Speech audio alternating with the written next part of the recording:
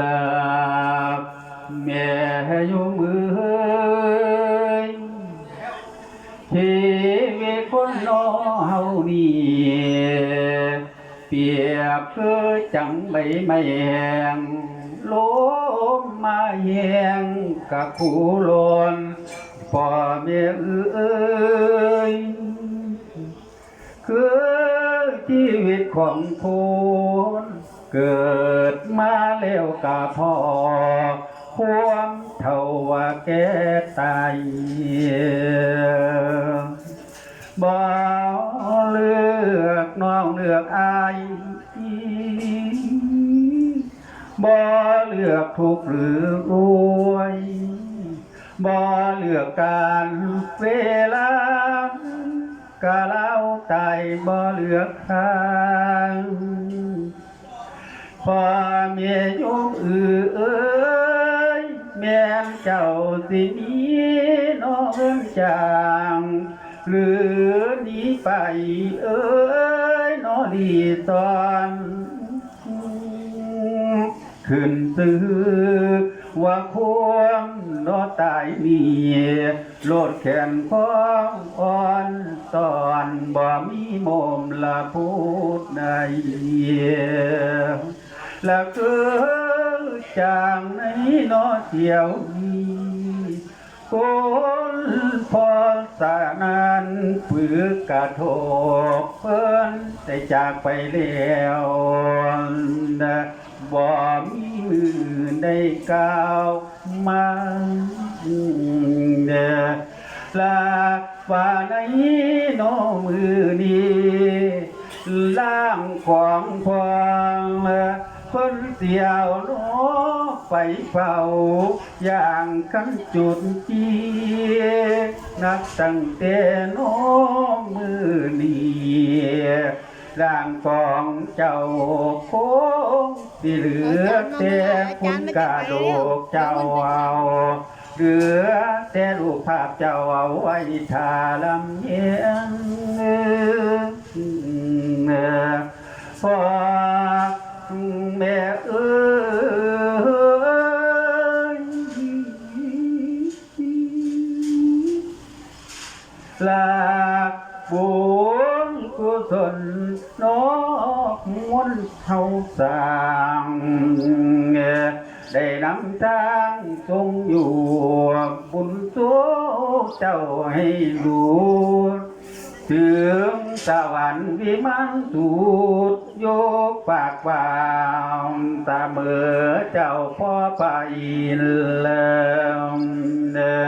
โอ้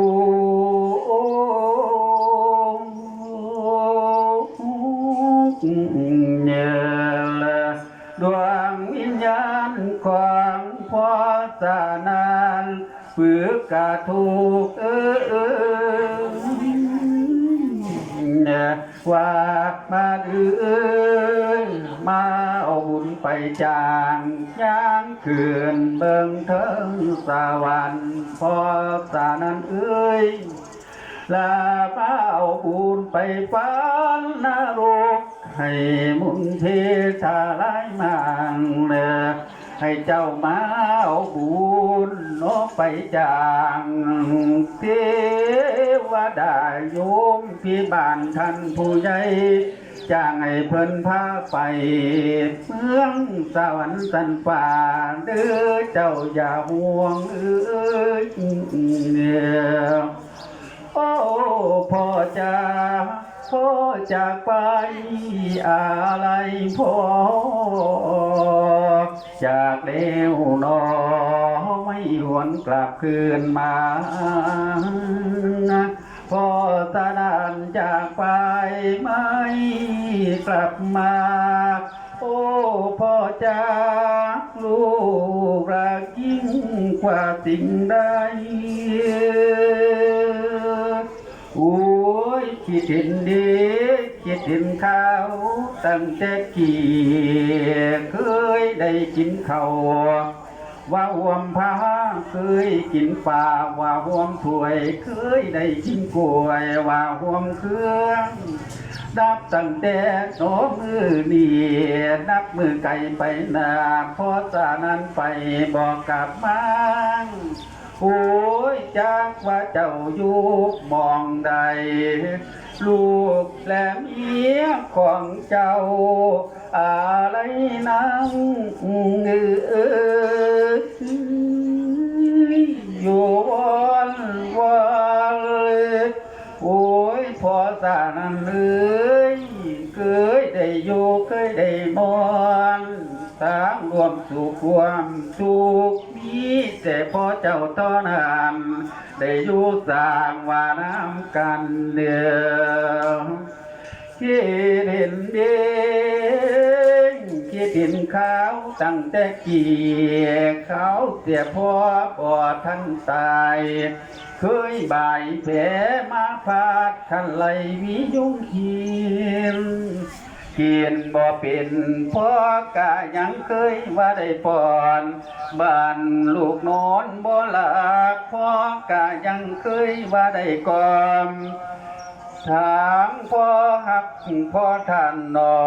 นพ่ออามกะเลี้ยงลูกน้อยทั้งหาเจ้าจนใหญ่สูงถึงเวียกพ่อสิยากยุ่งงานเวียกนานางบ่เคยหนีบุตรจากไปพ่อครั้งโอ้โอ้โอ้โอ้โอ้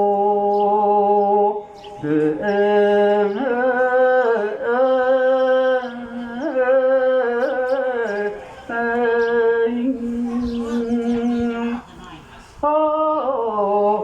ลูกจากพ่อขอลางเจ้าก่อนไม่อยากจรก็ต้องจรพรากจากกันนี้ไม่อยากจากก็ต้องจากชั่วชีวิตถ้านามีจึงค่อยพบประสบการณ์สา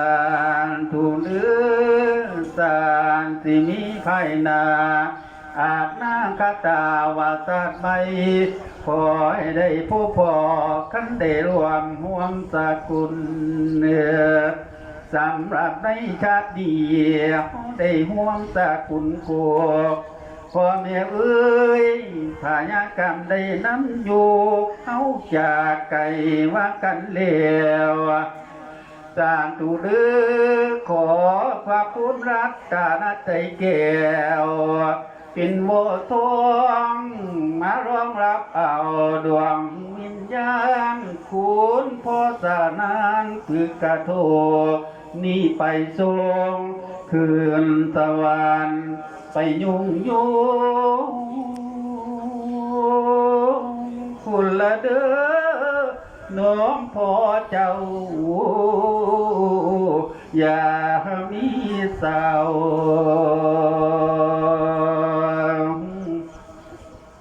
สาวมาหนู